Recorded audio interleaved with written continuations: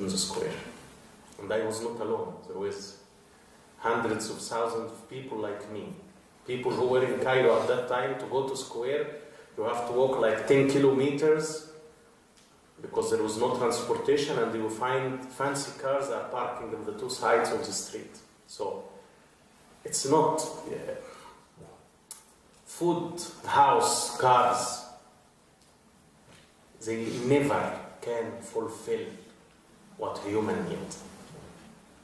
And this was exactly what have started this. Because these people, they were not poor. Everyone has his own laptop. Wael FAROUQ, who have started this page, we are all Khalid Saeed.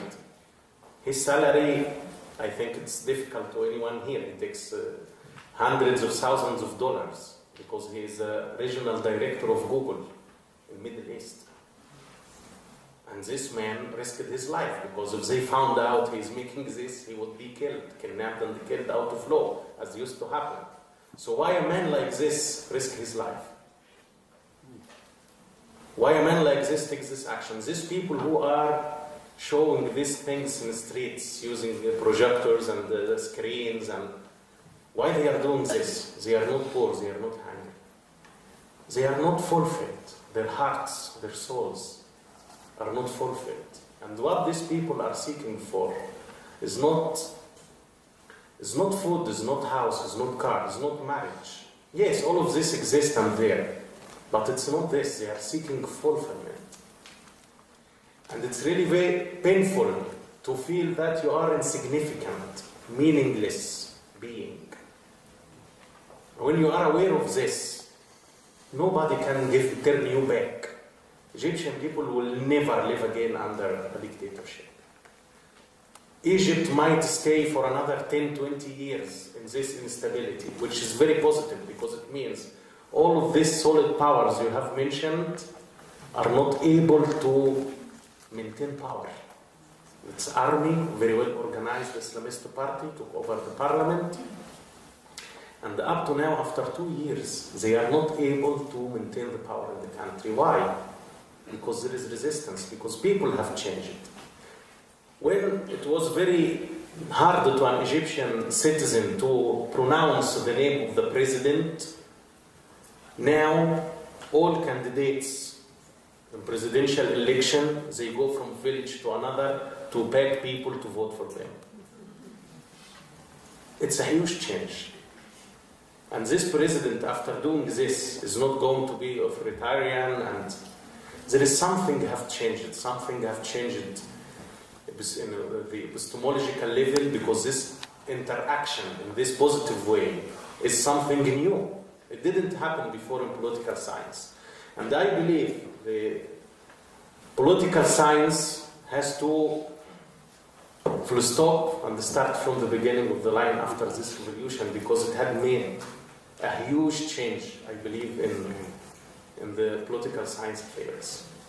We have no political body, and now we have all of these changes. This is not, and it's continuous. It's not a moment and over. So I believe we will not be like China. I believe if Islamists took over the power, they are not going to remain and create another dictatorship. I am sure this is not going to happen. I have no doubt.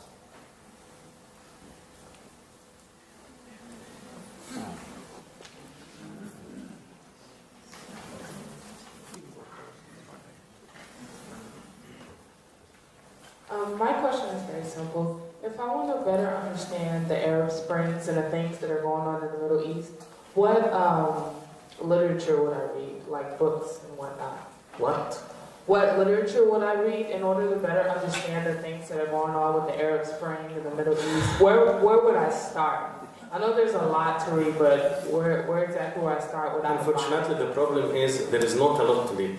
I mean, Professor Sindelar here is an exception, I have to say.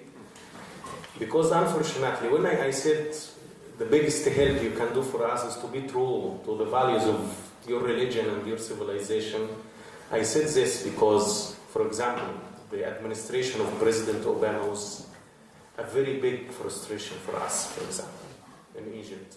The hesitation of United States to support this revolution, waiting to see a winner in order to make a good deal to protect our interest. In fact, this is really something, it's very complicated, because here, United States is our model. And when this model collapses, I think this is the beginning of the end. So, when I spent a year here in New York, in New York University, and I didn't find one single newspaper is reporting what's truly happening in Cairo. Everybody is reporting what he wants to see. There is something called the New York Encounter. It's also a huge cultural event. Happens in the heart of Manhattan, attended by thousands of people. Very famous prominent professors comes from all over the world to give lectures. And because it doesn't accord with the mainstream, I didn't find one single line in any local newspaper about this event. So, what kind of literature you can read, I don't know. You have to you have to use reason. What I personally do, I read different newspaper, I read different lies to figure out what is true.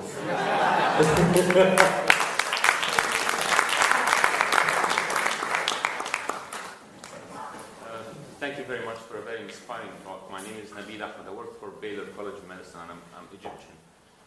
I want to ask you, I've been in the United States for the last 10 years, and I've been seeing, also others have been seeing, analysts have been seeing this brew of a special band in our society that did not exist before. So since the 60s, particularly after the war with Israel in 1967, and the bombardment of all of the Suez and all of these kind of Suez Canal cities, there have been an exodus of immigrants that ended up making a nucleus for slums in Cairo, which now the last census is about 70% of people are living in what is categorized as slums. And I've been following this very closely, and it seems like people were looking at a build-up of a tsunami of a revolution of angry, very poor, very uneducated, very irreligious or agnostic or against any values that you can imagine people in the millions. This was anticipated to happen 5 to 10 years from now. Yes. The build-up has not been resolved. There seems to have happened a synchronization, a digital synchronization of the well-off and more educated, more fortunate people who are, for humanitarian reasons, making an effort even to death, even to die, which is quite amazing. Where do you think the other wave is going? Do you think it will dissipate? Do you think it will overlap? Do you think we'll have another revolution about 5 to 10 years that will go off with the heads of everybody who has money? Or what's your thought about this? Yeah, thank you very much.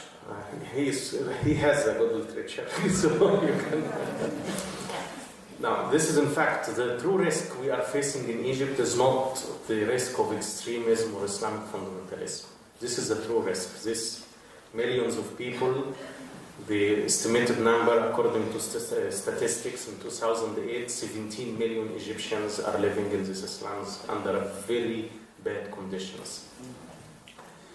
And this is the true risk we are facing if this period of transition is going to be longer, or this instability is going to last for more time.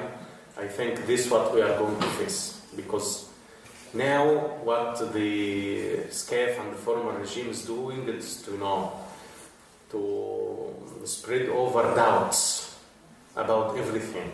So those poor people, they were in the square.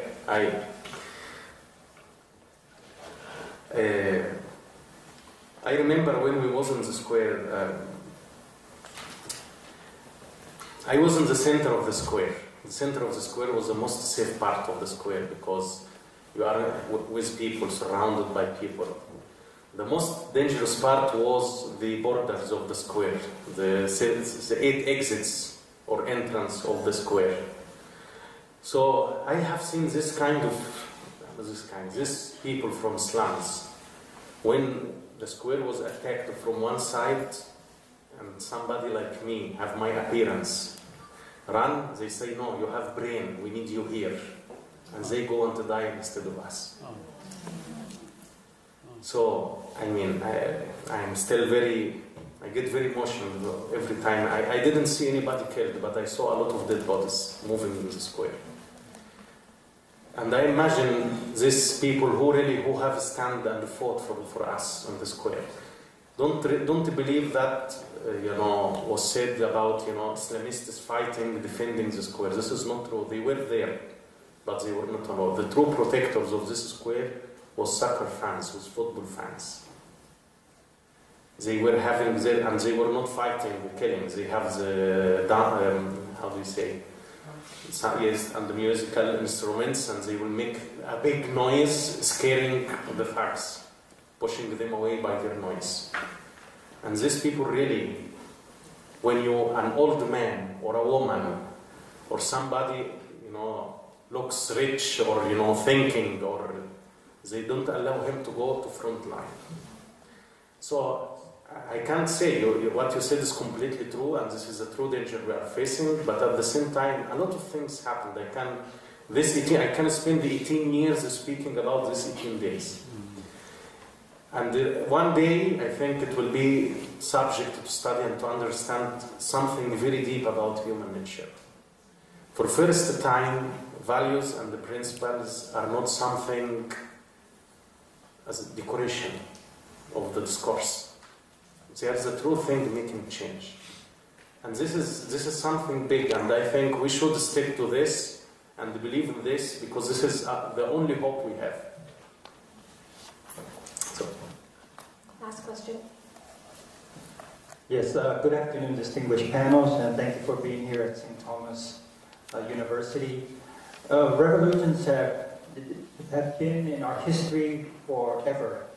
For a long time, revolutions have existed in Europe, in China, South America, and many have reverted to democracies, and some have reverted back to dictatorships.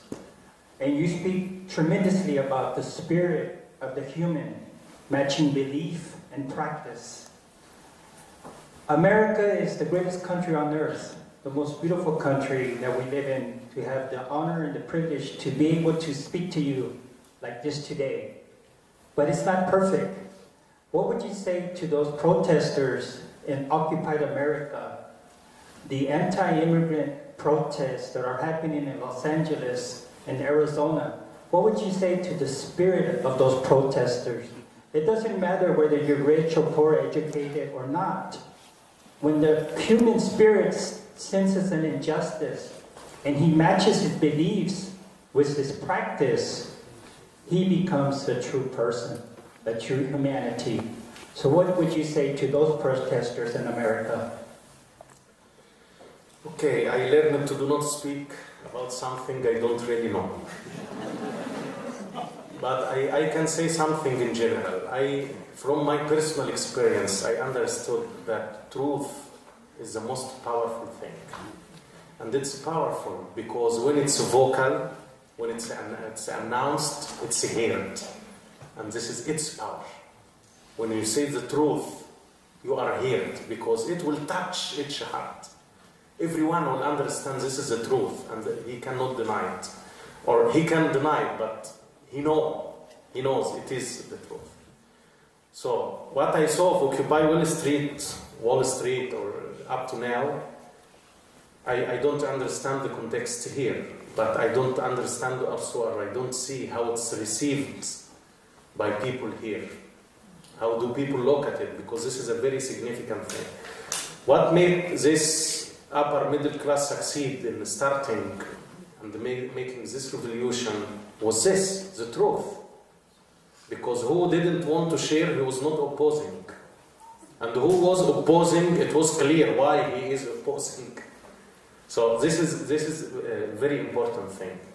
The second thing also from my personal experience, if they have this truth, and there are this very few numbers, it doesn't matter. Because I remember 10 years ago, maybe 1994 was not started, but we had a movement called the Kifaya, was established 2004 in Egypt, and we used to be like 70 persons, 80 persons, surrounded by 3,000 cups, protesting against Mubarak. We say enough. Kifaya means enough. Enough for Mubarak. And we have received millions of jokes about us, how small, how... But we were holding the truth. And at the end, the truth made change. You don't need... If you really believe it's the truth, it will make the change. Thank you very much. One of the...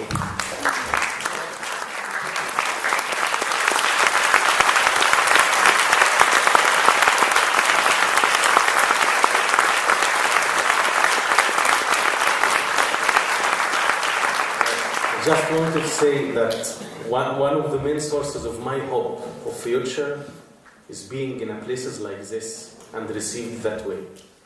It means, yes, the humanity and the human values are true, and they are going to be and to exist in everyday life at the end. So thank you for being here, being curious to listen and to know about very far reality like my reality in Egypt. I am honored to be here between you. Thank you.